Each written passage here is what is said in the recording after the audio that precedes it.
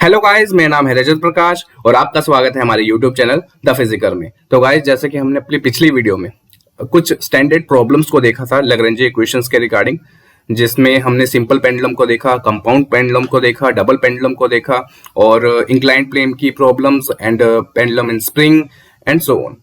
तो सभी important problems को हमने एक ही वीडियो में कवर अप किया था। तो अगर अभी तक आपने हमारी पिछली वीडियो नहीं देखी है तो प्लीज उसे जरूर चेकआउट कीजिएगा, लिंक आपको डिस्क्रिप्शन बॉक्स में मिल जाएगा। और उसी के साथ साथ मैं आप लोगों को बता देना चाहता हूं कि हमारी पार्टिकल फिजिक्स की भी प्लेलिस्ट कंप्लीट हो चुकी है और क्वांटम मैकेनिक्स का भी हमने portion tools of quantum mechanics तक कवर अप कर लिया था, वो भी हम कंटिन्यू करेंगे after the Hamiltonian.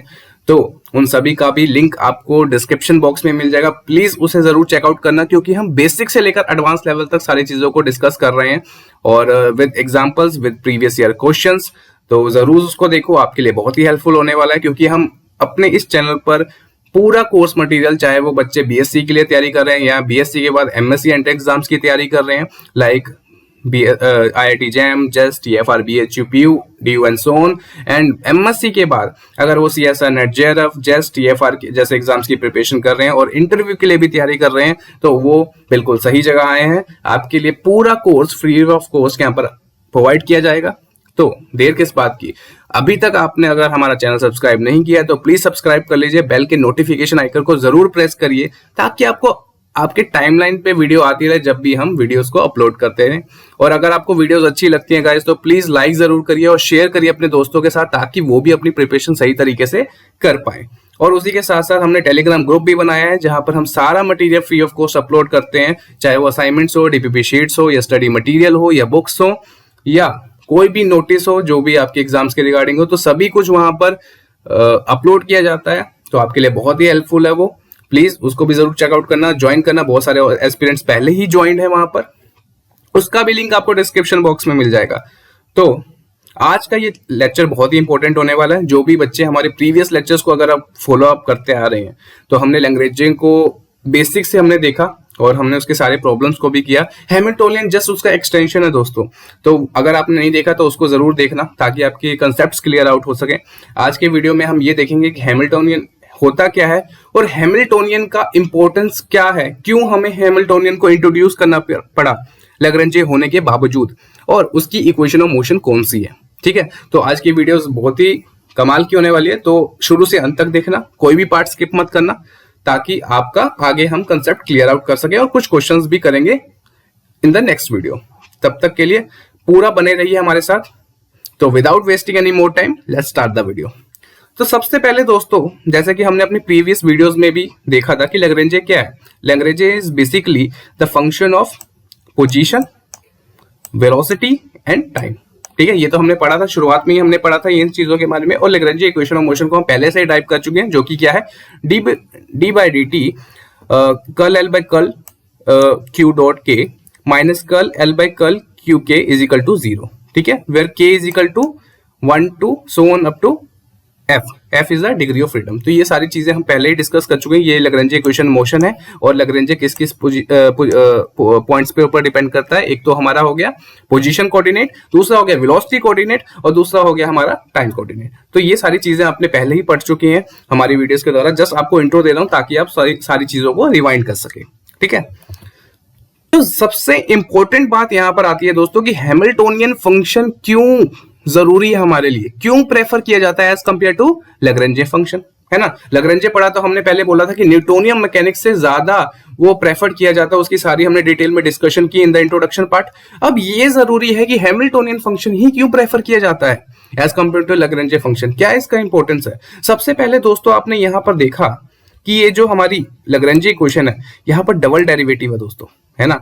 Partial derivative तो है ये curl L by curl L curl q dot k, है ना। इसके आगे भी तो डी बाई डी टी है ना। तो ये डबल डेरिवेटिव है दोस्तों, और डबल डेरिवेटिव को सोल्व करना थोड़ा सा मुश्किल होता है डिफरेंशियल इक्वेशन में। दैट्स व्हाई हम हैमिल्टोनियन इक्वेशन को ज्यादा प्रेफरेंस देते हैं as compare to Lagrangian function. दूसरी सबसे इंपॉर्टेंट बात यह है दोस्तों, जो लैग्रेंज इक्वेशन ऑफ मोशन है वो हमारी क्वांटम मैकेनिक्स में एप्लीकेबल नहीं होती है। ठीक है, कुछ जो प्रॉब्लम्स होती हैं जो हमारी क्वांटम मैकेनिक्स में, वहां पर हम लैग्रेंज को यूज नहीं कर पाते हैं दोस्तों। दैट्स व्हाई ये भी एक रीजन है कि हैमिल्टोनियन फंक्शन हम ज्यादा प्रेफर करते हैं। आपने देखा भी होगा कि हम वेरिएशन प्रिंसिपल हो गया या हम बोर्न अप्रोक्सीमेशन मेथड्स हो गए, उन सभी चीजों में जैसे हम रिलेटिविस्टिक क्वांटम मैकेनिक्स में जाते हैं वहां पर लैग्रेंजे इक्वेशन ऑफ मोशन एप्लीकेबल नहीं होता है। दैट्स व्हाई हम हैमिल्टोनियन को ज्यादा प्रेफरेंस देते हैं। और तीसरी सबसे इंपॉर्टेंट बात यह है दोस्तों, जैसे कि आपको अभी मैंने बताया था कि जो लैग्रेंजे है किसका फंक्शन है दोस्तों, position, velocity and time period का, है ना। तो वेलोसिटी को क्या लिख सकते हैं दोस्तों, dot product Q dot k की फॉर्म में हमने लिखा ना वेलोसिटी को, तो क्या लिखते हैं, dx by dt लिखते हैं। यहाँ पर x क्या है दोस्तों, q, जो कि पोजीशन को ही रिप्रेजेंट करता है, जो कि k टर्म्स में लिखा हुआ है। तो dqk by dt is equal to q dot k. तो यहाँ पर आप देख सकते हैं they are interrelated to each other. जो भी हमारे पास यहाँ पर कोऑर्डिनेट्स है हमारे पास, they are dependent to each other, ठीक है। डिपेंडेंट वेरिएबल्स है हमारे पास जो कि एक दूसरे के ऊपर डिपेंड करें। यहाँ पर वेलोसिटी कंपोनेंट और पोजीशन कोऑर्डिनेट एक दूसरे के ऊपर डिपेंडेंट है दोस्तों, ठीक है। तो कुछ प्रॉब्लम्स ऐसी भी होती हैं जहां पर हमें इंडिपेंडेंट वेरिएबल्स की जरूरत होती है, तो उस केस में लैग्रेंजे हमारा एप्लीकेबल नहीं होता है दोस्तों, ठीक है। तो ये बहुत ही इंपॉर्टेंट पॉइंट है कि जहां पर हमारे इंडिपेंडेंट वेरिएबल्स की जरूरत होती है वहां पर लैग्रेंजे नहीं हो पाता है हमारा एप्लीकेबल, बिकॉज यहाँ पर पोजीशन और हमारी वेलोसिटी एक दूसरे से इंटररिलेटेड है, मतलब डिपेंडेंट वेरिएबल्स हैं। ओके तो ये हमारे तीन इंपॉर्टेंट पॉइंट्स थे जिसके कारण हम बोल सकते हैं कि जो हमारा हैमिल्टोनियन फंक्शन है हम ज्यादा प्रेफरेंस देते हैं एज कंपेयर टू लैग्रेंजे फंक्शन, ठीक है। एल तो आपको पता ही था किसके बराबर होता है, L is equal to T minus V, ये तो हम अपने प्रीवियस वीडियोस में भी पढ़ चुके हैं, ठीक है। ये सारी चीजें तो आपको पता ही है। चलिए आगे मूव करते हैं। अब जरूरी है कि हैमिल्टोनियन की कौन सी इक्वेशन ऑफ मोशन है जिसको हम यूज कर सकते हैं एडवांस लेवल पे, जो कि हमारे फर्दर हाई लेवल इक्वेशंस को, इक्वेशन ऑफ मोशन को यूज कर सोल्व आउट करने में हेल्पफुल है, ठीक है। तो सबसे पहले इक्वेशन फर्स्ट जो कि है हमारी दोस्तों ये वाली, ठीक है। लैग्रेंजे बेसिकली किस फंक्शंस पे डिपेंड करता है, position, velocity and time period में, ठीक है। इसी का हम डिफरेंशिएट करेंगे विद रिस्पेक्ट टू टी, ठीक है। तो आप देखोगे यहाँ पर, तो वही चीज यहाँ पर हमने की है, d by d T, L का हमने किया डिफरेंशिएशन। तो आपको पता है एक तो क्यू, दूसरा क्या है क्यू डॉट, ये के भी लगा दोगे, ठीक है, यहाँ पर कंफ्यूजन ना हो, क्यू डॉट के और यहाँ पर टी है, ठीक है। अब इसका करेंगे derivative with respect to t, तो curl L by curl q k dot, अब इसका क्यू के का दोस्तों करेंगे हम विद रिस्पेक्ट टू टी, तो क्या आ जाएगा क्यू डॉट के, ठीक है ना। उसी तरीके से हम curl L by curl q k dot, इसका हमने पार्शियल डेरिवेटिव किया, फिर विद रिस्पेक्ट टू टी का विद रिस्पेक्ट टू टी किया हमने क्यू डॉट के का, तो क्यू डबल डॉट के आ गया, प्लस अब टाइम पीरियड का करेंगे दोस्तों curl L by curl T, partial derivative किया और टी का हम करेंगे दोस्तों डेरिवेटिव, तो यहाँ पर 1 आ गया, ठीक है। तो ये तो आपको पता है किस तरीके से आप पार्शियल डेरिवेटिव को सोल्व कर सकते हैं। जब हम इसको खोलते हैं विद रिस्पेक्ट टू टी हमने डेरिवेटिव किया है ना, बहुत ही सिंपल था। तो ये तो हमारी थर्ड इक्वेशन हो गई दोस्तों, ठीक है। यहाँ पर इक्वेशन नंबर थर्ड लिख दिया आपने। अब उसके बाद आपको सेकंड इक्वेशन पता ही है दोस्तों, जो कि लैग्रेंजे इक्वेशन ऑफ मोशन हमने लिखी थी, ये वाली है ना, ये वाली इक्वेशन। इसी को यूज करते हुए अगर आप ये नेगेटिव साइन यहाँ पर इक्वल टू 0 है दोस्तों, अगर आप यहाँ पर ले जाएंगे तो ये क्या हो जाएगा, d by d t curl L by curl q dot k is equal to curl L by curl q k बराबर हो जाएगा, ठीक है। तो यही चीज मैंने यहाँ पर इक्वेशन फोर्थ के फॉर्म में लिख दी है ताकि आपको कोई दिक्कत ना हो। अलग अलग इक्वेशंस लिख दी, बस उसको हमने वैल्यू निकालनी थी। किसके लिए हमने वैल्यू निकाली है दोस्तों, curl L by curl q के की वैल्यू निकाली है हमने यहाँ से, ठीक है। हमने लैग्रेंजे इक्वेशन ऑफ मोशन को यूज करके curl L by curl q के की वैल्यू निकाली है। तो आपने ये वैल्यू पुट कर दी है इस इक्वेशन में, जो कि हमने लैग्रेंजे के कोऑर्डिनेट जो कि डिपेंड करते हैं उसका डेरिवेटिव किया विद रिस्पेक्ट टू टी, ये equation of motion I. Further हमने जो एक्सटेंड किया, अब इसी में curl L by curl q के की वैल्यू पुट करेंगे एंड फाइनली आपके पास क्या आ जाएगा दोस्तों, कुछ इस तरीके की इक्वेशन आ जाएगी आपके पास, है ना।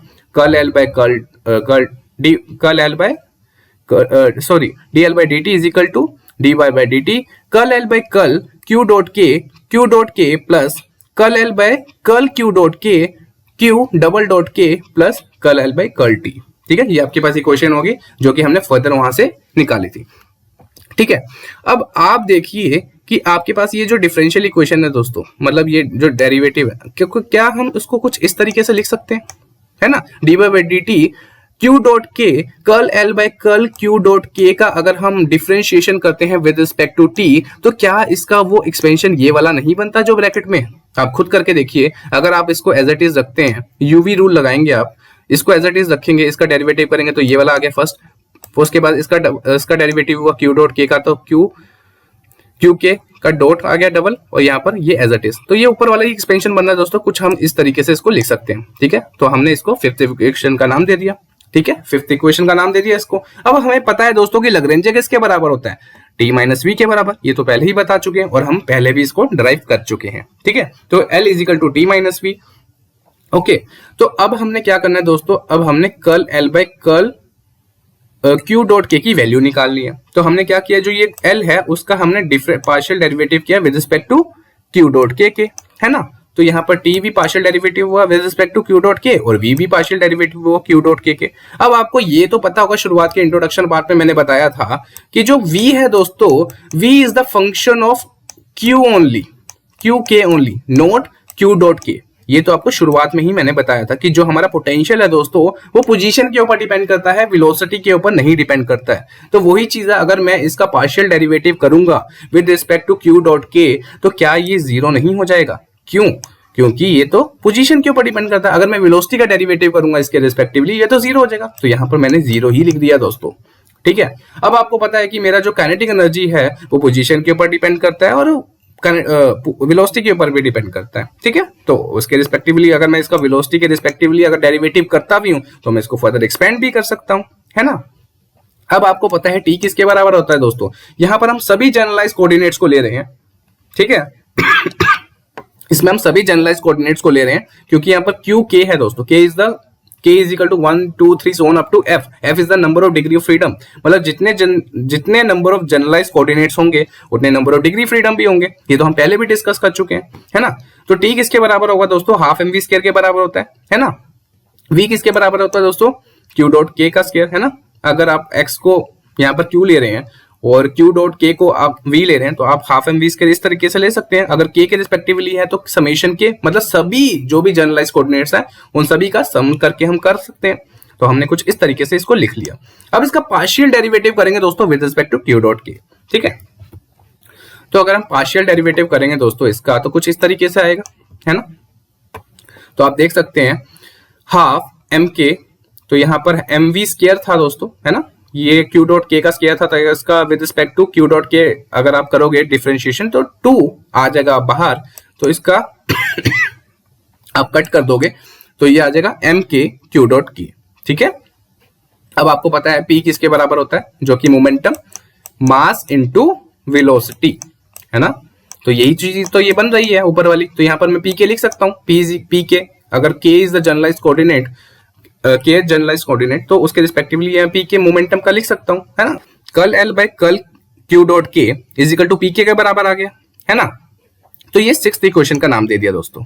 ठीक है, using equation 6 in equation 5 we get, ये वाला इक्वेशन 6 को अगर मैं पिछली इक्वेशन 5 में पुट कर दूं दोस्तों, है ना, क्योंकि मेन मुद्दा तो यही था कि curl L by curl q dot के को मैं फाइंड आउट कर लूं। ठीक है, यहाँ पर इरेज कर देता हूं ताकि आपको सारा कुछ समझ आ सके। तो ये वाली चीज को हमने फाइंड आउट करना था दोस्तों, ये वाली चीज को। ठीक है, तो इसका ही हमने निकाला सब कुछ, तो कुछ ये वाली वैल्यू आई, तो हमने पी के की वैल्यू वहां पुट कर दी, तो कुछ हमारे पास फाइनल इक्वेशन ये आ गए। dl by dt is equal to d बाई dt q dot k p k plus curl L by curl T. ठीक है, अब हमने क्या किया दोस्तों, थोड़ा रीअरेंज किया, ये वाली टर्म को यहाँ पर लेके आए, तो minus d by d t q dot k p k is equal to curl L by curl T. ठीक है, ये वाली वैल्यू आ गई हमारे पास। अब हम क्या कर सकते हैं दोस्तों, इसको हम लिख सकते हैं डी बाई डी टी और L minus Q dot k p के एक तरफ एक ब्रैकेट में कॉमन लिख सकते हैं, क्योंकि ये तो दोनों ही विद रिस्पेक्ट टू टी ही डेरिवेटिव हो रहा है ना। तो कुछ मैं इस तरीके से लिख सकता हूं, मैंने यहाँ पर लिख भी लिया। ठीक है, बाकी सारी चीजें सेम ही है। अब दोस्तों मैं थोड़ा इसको क्या कर सकता हूँ, रीअरेंज कर सकता हूँ। मैं यहाँ पर इस चीज को यहाँ पर ले आऊं, नेगेटिव कॉमन ले लूं। ठीक है, तो कुछ इस तरीके की मेरी बन जाएगी ऊपर वाली इक्वेशन, है ना। अगर मैं नेगेटिव कॉमन ले लूं तो कुछ इस तरीके से बन जाएगी, सेकंड वाली फर्स्ट में आ जाएगी और फर्स्ट वाली सेकंड में आ जाएगी, जैसे कि आप देख सकते हैं। ठीक है, तो नेगेटिव कॉमन लूंगा दोस्तों तो राइट हैंड साइड में भी नेगेटिव आ जाएगा, minus curl L by curl T. Okay, तो ये वाली जो ब्रैकेट वाली टर्म है दोस्तों, ये वाली जो ब्रैकेट वाली टर्म है, इसको मैं क्या बोलूंगा, एच, जिसके हैमिल्टोनियन बोलते हैं। ठीक है, तो यही वाली टर्म है दोस्तों हैमिल्टोनियन, जिसको हमने फाइंड आउट करना था, यही हमारी इक्वेशन ऑफ मोशन होगी। तो यहाँ पर जो एच है दोस्तों वही है पी के q dot k minus L. अगर हम सभी जनरलाइज कोऑर्डिनेट्स को लेके चल रहे हैं तो समेशन पी के q dot k minus L के बराबर आ जाएगा। ठीक है, ये हमारी हैमिल्टोनियन इक्वेशन है दोस्तों, जो कि हम यूज करेंगे। अगर आपको लैग्रेंजे पता होगा दोस्तों, जो कि मैंने आपको फाइंड आउट करना सिखाया हुआ है, तो बहुत ही आसानी से आप हैमिल्टोनियन भी निकाल सकते हैं, चाहे वो सिंपल पेंडुलम का हो, चाहे वो कंपाउंड पेंडुलम हो, चाहे वो इंक्लाइंड प्लेन हो, चाहे वो स्प्रिंग प्रॉब्लम हो, चाहे वो कंपाउंड प्रॉब्लम हो, कुछ भी हो, आप बहुत इजीली सारी चीजों का हैमिल्टोनियन निकाल सकते हैं। ठीक है, कैनोनिकल इक्वेशन ऑफ मोशंस भी आपको बताऊंगा इन द नेक्स्ट वीडियो। उसके साथ हम उसके रिलेटेड जो भी इंपॉर्टेंट न्यूमेरिकल्स वो भी करेंगे, पर जरूरी है कि हैमिल्टोनियन इक्वेशन ऑफ मोशन निकालते कैसे हैं और उसका क्यों हम रेफर करते हैं एज कंपेयर टू लैग्रेंजे, वो भी जानना जरूरी था, क्योंकि बेसिस बनाने जरूरी होते हैं दोस्तों। अगर पहले आप सीधा ही क्वेश्चंस लगाने शुरू कर दोगे तो आपको इसका इंपॉर्टेंस ही नहीं पता लगेगा। तो जरूरी था इस चीज को कराना ताकि हम नेक्स्ट वीडियो में डायरेक्टली उन चीजों को यूज कर पाए। ठीक है, तो हमने कहा कि ये जो हमारा ब्रैकेट वाला टर्म है दोस्तों वो हैमिल्टोनियन के बराबर है, जिसको हमने अलग से यहाँ पर मेंशन भी किया। तो dH/dt is equal to minus curl L by curl T। ये बहुत ही इंपॉर्टेंट रिलेशन है दोस्तों, बहुत ही सारे इंपॉर्टेंट न्यूमेरिकल्स में पूछा गया है, तो इसे जरूर नोट डाउन करो। ठीक है, ये जो हाईलाइटेड किया, चाहे ये वाली हैमिल्टोनियन की इक्वेशन हो चाहे ये वाली, ठीक है, इन सभी को प्लीज नोट डाउन करो, बहुत ही इंपॉर्टेंट है। ओके, चलिए आगे देखते हैं। तो यहां से हमें पता लग गया दोस्तों कि हमारा जो हैमिल्टोनियन है समेशन पी के q dot k minus L के बराबर है। ठीक है, यहां तक आपने नोट डाउन कर लिया, अब इसी को कंटिन्यू करने वाले हैं। ओके, तो H is equal to summation m k q dot k minus T minus V. आप सोचेंगे ये सर ये कहां से लिख दिया आपने। ठीक है, तो आपको पता है दोस्तों कि आपका जो L है, ये जो L है वो किसके बराबर है, टी माइनस वी के। आपका जो L है ये T माइनस वी के बराबर है, और P के दोस्तों ये किसके बराबर है, M Q डॉट के है ना, MV। तो ये तो आपको पता है, यही किया हमने यहाँ पे दोस्तों, जस्ट उसकी वैल्यूज को ही पुट किया और कुछ नहीं किया है ना। अब इसका मल्टीप्लाई किया तो ये स्क्वायर आ गया, Q डॉट के का स्क्वायर, माइनस ओपन किया यहाँ पर माइनस T प्लस V हो गया। आपको पता है दोस्तों काइनेटिक एनर्जी किसके बराबर होती है, T इज इक्वल टू, क्योंकि हम समेशन लेके चल रहे हैं सभी जनरलाइज कोऑर्डिनेट्स का, तो summation half m v square होता है, एम वी को हम क्या लिख सकते हैं, क्यू डॉट के। तो यहाँ पर हाफ एम वी स्क्वायर हमने के कोऑर्डिनेट की फॉर्म में लिख लिया। अब इसको थोड़ा रीअरेंज किया दोस्तों, तो यहाँ पर देख सकते हैं 2 हमारा लेफ्ट हैंड साइड में न्यूमरेटर में चला गया, तो 2t is equal to summation m k q dot k का स्क्वायर आ गया, जो कि 9th इक्वेशन में आ गया।